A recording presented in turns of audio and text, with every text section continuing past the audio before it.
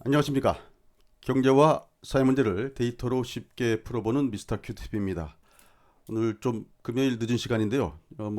좀 밖에 외출을 했다가 좀 늦게 들어와서 시장 좀 한 말씀 좀 드리는 게 좋을 것 같아서 방송을 좀 준비했습니다. 어, 제목은 일단 어제도 계속 말씀드렸고 그동안 말씀드렸지만 달러, 금리, 유가, 그다음에 백신 뉴스 등 그중에서 제일 우선이 달러라는 말씀을 좀 드리겠습니다. 그리고 밑에 이제 종목들을 좀 달아놨는데 요거는 계속 말씀드리지만 추천 종목이라기보다는 시장에서 그동안 가장 셌던 종목들을 좀 설명해드리고 그리고 그로부터 뭔가 인사이트를 찾자 그런 차원에서 드리는 말씀입니다. 종목은 어제랑 같은 종목을 해놨고요. 한번 이따가 차트를 한번 보면서 설명을 한번 드리도록 하겠습니다. 우선 어, 잠시만요.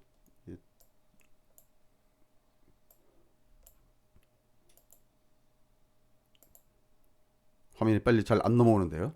이게 지금 investing.com 그 화면입니다. 지금 보시면 제가 이제 계속 말씀을 좀 드리지만 장중에도 저희가 계속 요 사항들을 볼 수가 있죠. 요건 제가 지금 미국 선물 지수 차트를 지금 그려놓은 건데요.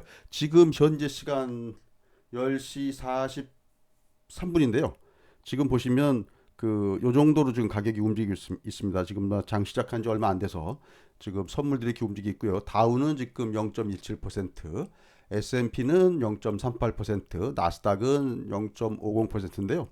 제가 여기 보시면 뭐 빅스도 나와 있고요. 그 다음에 달러 인덱스도 나와 있는데 제가 계속 말씀드리지만 이 달러 인덱스 신경 쓰자라는 계속 말씀을 좀 드렸습니다. 모든 지표에 우선해서 달러를 보자.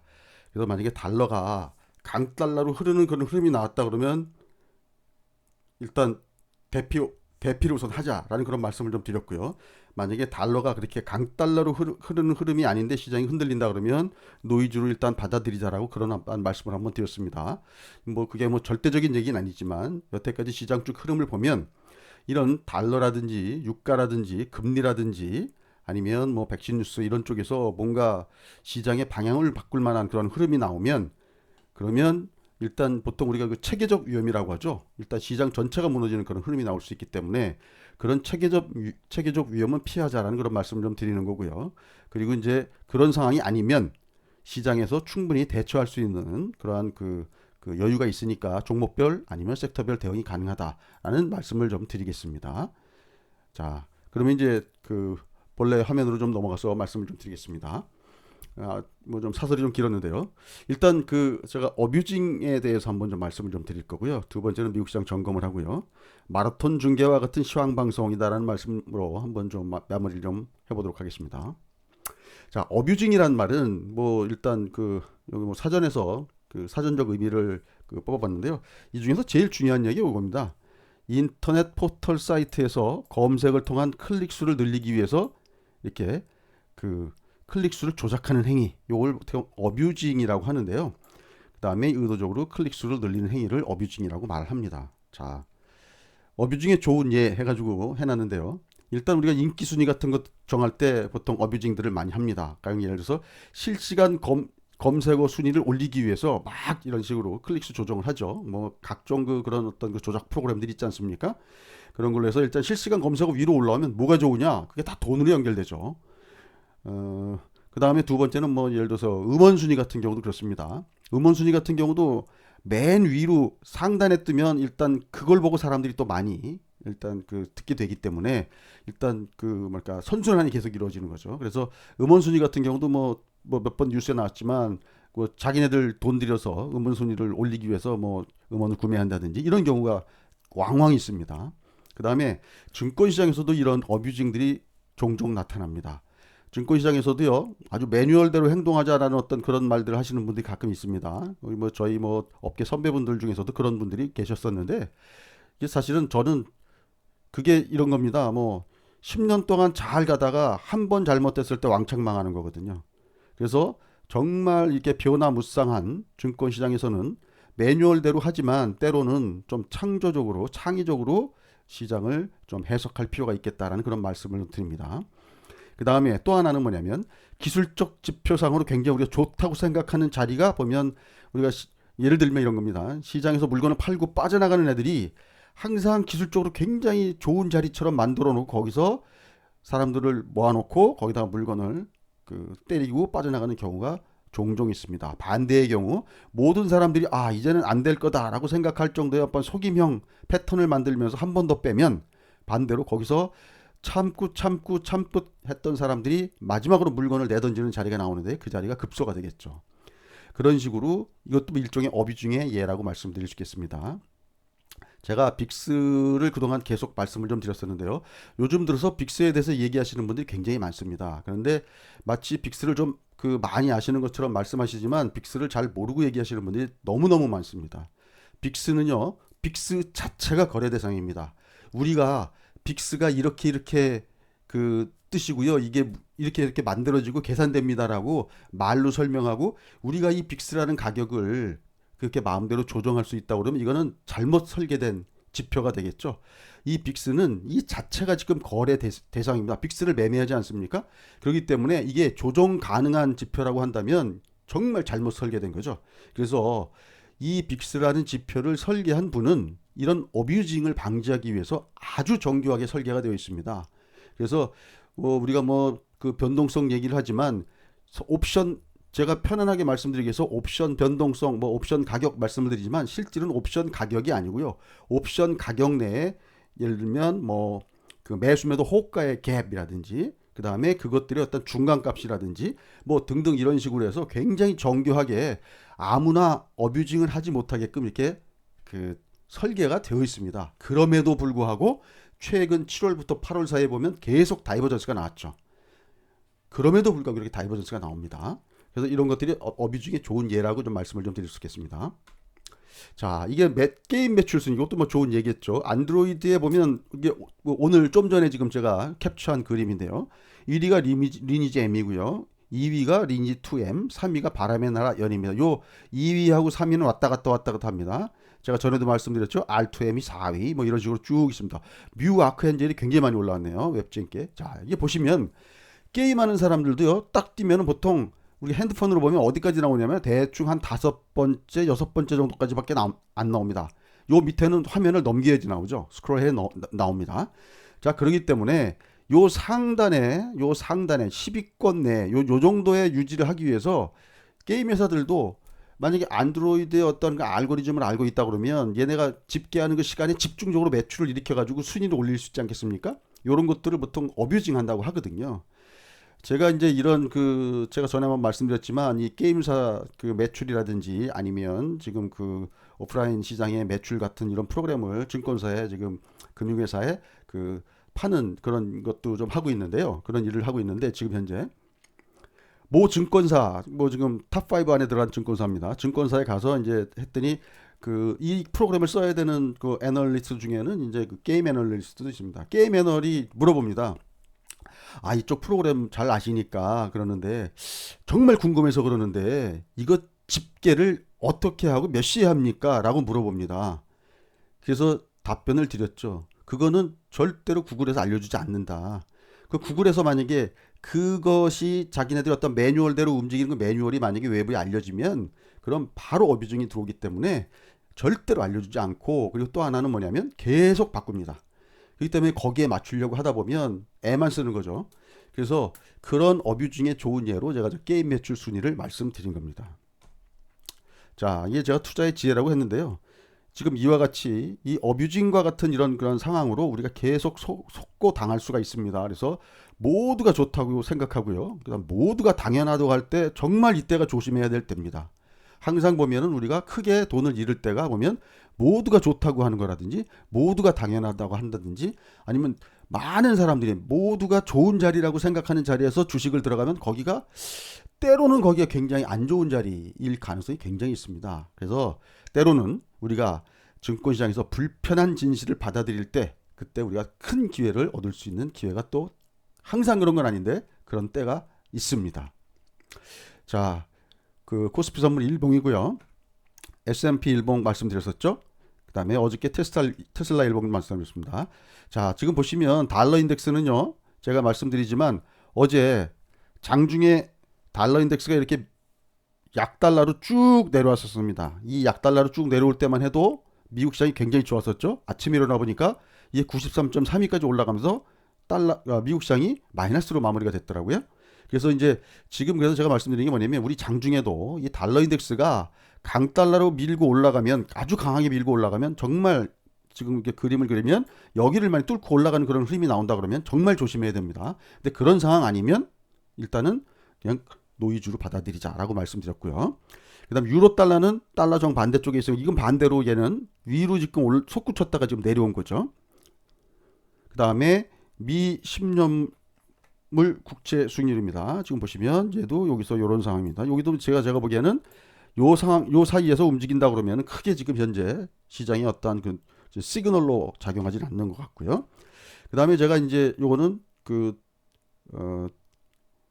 투자 등급 그 회사채고요.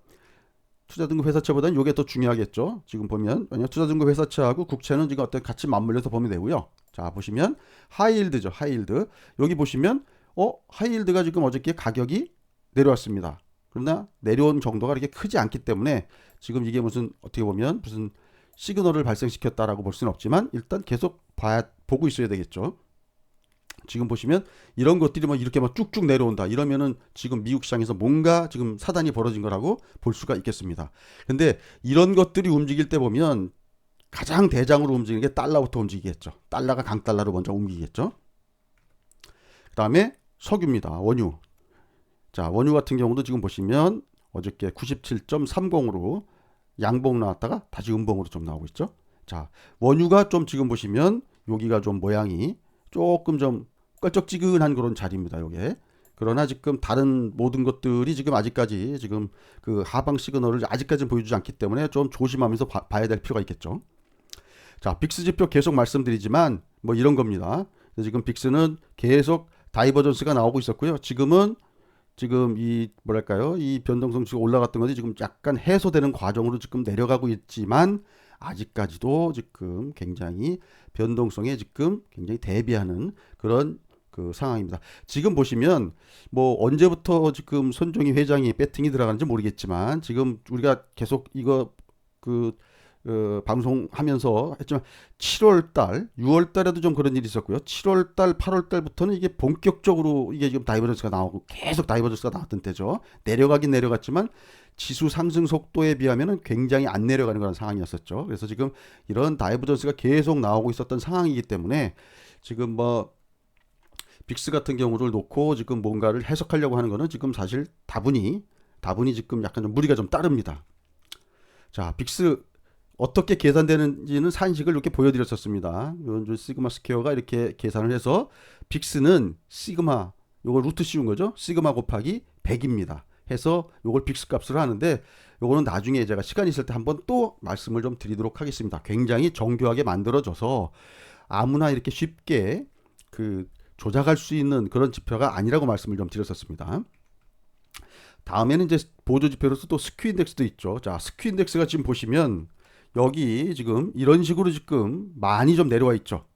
이제 드디어 여기 많이 내려와 있습니다. 그러나 과거처럼 이렇게 지금 완벽하게 밑으로 이런 식으로 완벽하게 밑으로 내려온 상황은 아니기 때문에 이런 쪽으로 지금 아직까지 좀 여지는 있지만 이제 만약에 이게 더 내려오면 자, 여기가 6월 30일이라고 그랬죠. 6월 30일이기 때문에 뭐 사실은 언제 시장이 조정 들어간다고 해도 할 말 없는 그런 상황을 지금 만들어 놓고 있습니다. 아마 이쪽도 지금 보시면 이 6월 말부터 시작해서 계속 이런 흐름이 나온 거는 손정희 회장의 어떤 콜옵션에서 배팅이 나름대로 여기도 영향을 줬다고 보여집니다. 자, 이거는 지금 보시면 제가 위클리 주봉입니다. 주봉 여기 지금 빨간 동그라미를 쳐놨는데요. 여기가 요런 혹시 지금 처음 오시는 분들이 있을까봐 제가 한번 설명을 좀 드립니다. 요런 자리들이 있었습니다. 요런 자리들이. 그 다음에 여기도 보면 여기가 딱 외봉을 하나 딱 떴었죠. 여기 보시면 요런 자리가 하나 또 있었고요. 요거는 언제냐면 2017년 한 10월 정도 되죠. 10월 중순 정도 되겠네요. 자, 요런 흐름이 나왔을 때 주가가 어떤 흐름이 나왔었냐면요. 지금 보시면 좀 전에 말씀드렸던 여기죠. 여기는 2017년 9월 정도에 그런 흐름이 나오니까 어떻습니까? 한 달, 두 달, 세 달 후에 시장이 안 좋아지는 상황이야. 조정이 크게 나왔죠. 여기도 보시면 요 전화면으로 다시 가보겠습니다. 요거를 어떻게 해석하느냐의 문제인데요. 여기 가장 높은 점을 놓을 거냐 아니면 가장 처음에 나왔던 여기를 볼 거냐라고 봤을 때 만약에 여기를 놓고 보면 여기가 7월이거든요. 7월. 자, 그럼 7월 달부터 한번 보겠습니다. 7월부터 보면은 한 달, 여기서 한 달, 두 달, 세 달 있다가 지금 이런 흐름이 나왔었죠. 자, 여기서 보시면 2019년 12월 달에 이런 흐름이 나왔었죠. 그럼 여기서도 보시면 한 달, 두 달 반하고 두 달 정도 지나고 흘렀습니다. 대충 보시면 두 달에서 세 달 사이가 지금 보면 고점 찍는 그런 흐름으로 나올 수가 있죠. 지금 좀 전에 보여드렸던 그림에서도요. 지금 6월 말, 6월 30일을 만약에 거기도 고점이라고 해석을 한다면, 자 보시면 한 달, 두 달, 세 달째. 그러니까 9월 달에 뭔가 또 그 변곡점이 생길 수 있는 어떤 그런 흐름이라고 볼 수 있습니다. 근데 이건 계속 말씀드리지만 보조 지표이기 때문에 그냥 보조적으로 이해하는 겁니다. 아까도 말씀드렸지만 지금 아까 그 말씀드렸던 네 개의 변수들이 있죠. 백신 제외하면 세 개입니다. 자 보시면 유가, 금리, 미국 달러, 그 다음에 금리, 그 다음에 유가 이런 거 놓고 보시면서 이런 거시 변수들이 어떤 방향으로 움직이는지를 보시면서 하시되 이 보조 지표들을 같이 한번 보완적으로 활용하시라는 그런 말씀을 좀 드리겠습니다. 푸컬레이션은 뭐 요새 큰 의미를 지금 보여주지 못하고 있습니다. 자, 대응 전략으로는요. 그래서 환율, 금리, 유가, 백신 등 변수에서 시그널이 발생될 시에는 강력하게 대피하자. 근데 지금 아직까지 보면 유가가 좀 껄쩍지근하지만 환율, 금리 요쪽 백신은 뭐 일부 백신이 지금 그 아스트라제네카 백신이 뭐 일단 뭐 다시 한다 뭐 중단했다 다시 한다 그런 얘기가 있지만 그 이외에도 백신이 또 있기 때문에 일단 환율 금리 쪽에서 아직 강력한 시그널이 안 나온 상태죠. 그래서 그 중에서 제일 중요한 게 달러라고 말씀을 좀 드렸습니다. 그래서 그런 상황이 아니면 노이즈에 의한 변동성 장세에서는 강한 섹터 종목으로 대응하시는 게 좋겠다. 왜? 나중에라도 혹시 시장이 흔들릴 때 강한 섹터에서는 좀 뭐랄까요 대피할 수 있는 시간적 여유가 있고요. 그리고 또 중요한 거는 항상 시장에서는 어떤 게 주도주인지 알고 가는 게 가장 좋습니다. 그래서 지금 어떻게 보면 강한 섹터, 강한 종목들이라는 게 주도 섹터, 주도주라는 얘기겠죠. 그래서 국내 시장은 굉장히 세분화된 섹터로 지금 빠르게 순환매가 돌아가고 있다. 뭐 그런 말씀을 좀 드렸습니다. 자, 기사 하나 보시겠습니다. 지금 보시면 두산중공업, 한국석유공사와 부유식 해상풍력 사업협력 2023년부터 좀 아직 많이 남았죠. 그러나 울산 동남권에 6기가와트 규모 부유식 해상풍력 단계적 착공할 듯 나왔습니다. 이 부유식이라는 건 뭐냐면 그러니까 바다 위에 띄워놓는다는 의미입니다. 자, 그래서 보시면 한국석유공사는 발전단지 개발을 추진하고 두산중공업은 부유식 해상풍력 터빈 발전기 제작을 맡는다고 했죠. 자, 보십시오. 자, 석유공사는 발전단지 개발을 추진하고요. 두산중공업은 발전기를 만든다고 그랬습니다. 터빈 발전기를. 자, 그 다음에 보시면 그 다음에 현대중공업하고는 8일날 계약을 체결했고요. 포스코와는 또 9일에 업무 협약을 체결했다고 했고요. 그 다음에 15일엔 LG전선과도 할 예정이다라고 되어 있습니다. 자, 보시면 현대중공업은 어떤 일을 하느냐? 부유체 해상 구조물 설계, 제작, 설치 분야의 기술 검토를 맡고 포스코는 해상 구조물용 고성능 철강재료 공급을 맡고요. 그 다음에 경제성 향상 기술 개발, 그 다음 LS전선은 해적 케이블 제작 등을 한다. 이렇게 되어 있습니다. 이 이외에도 지금 공정을 한번 쭉 생각을 해보시면 상상을 해보시면 뭐 케이블도 깔아야 되겠죠. 그 다음에 뭐 밑에 그 어쨌든 뭐 그 고정시키진 않지만 무슨 뭐 뭘로 이렇게 뭐랄까요 떠내려가지 않게 하는 어떤 그런 장치들이 필요하겠죠. 그런 여러 가지들이 있기 때문에 요 한 가지 뉴스만 보더라도 이게 지금 해상 풍력 쪽으로 뭔가 지금 돈들이 쏠리고 그리고 어제 뉴스 보니까 그 BP에서도요 해상 풍력 쪽에 투자하겠다라는 어떤 그런 그 사업 계획도 발표했었고 전 세계가 지금 해상 풍력 쪽으로 굉장히 지금 뭐랄까요 그 관심이 쏠리는 그리고 실제로 사업이 이루어지고 있는 그런 분야라고 좀 보여집니다. 그래서 제가 그 최근 들어서 이런 쪽이 바이오 종목들 그 다음에 빅세븐 이후에 이런 종목들이 시장의 주도 섹터, 주도 종목으로 나타나는 것 같아서 그런 종목들을 말씀을 드렸고요. 만약에 제가 그런 종목들이 지금 당장 사시라는 그런 의미보다는 추천 종목에 제가 뭐 추천 종목을 하는 그런 적인 아니 사이트나 방송은 아니지만 이런 종목들을 잘 보시고 계시다가 이런 종목들이 조정이 나오면 의미 있는 자리에서 공략하시는 게 굉장히 좋겠다라는 그런 차원에서 말씀을 좀 드렸던 겁니다. 자, 그래서 지금 보시면 종목별로 하나씩 한번 차트를 한번 보려고 하는데요. 요 세진중공업 같은 경우도 제가 좀 말씀을 좀 드렸었죠. 세진중공업 같은 경우는 또 이게, 이게 왜 이렇게 요새 올라갔나 봤더니 기사를 봤더니 그럴 겁니다. 좀 전에 보여드렸던 부유식 그 풍력 그 장치에 그 뭐죠? 저 현대중공업에서 그 부유식 장치 그 설계를 하면 그 밑에 뭐랄까요? 그 지지대 같은 그런 그 설비가 좀 들어가나 봅니다.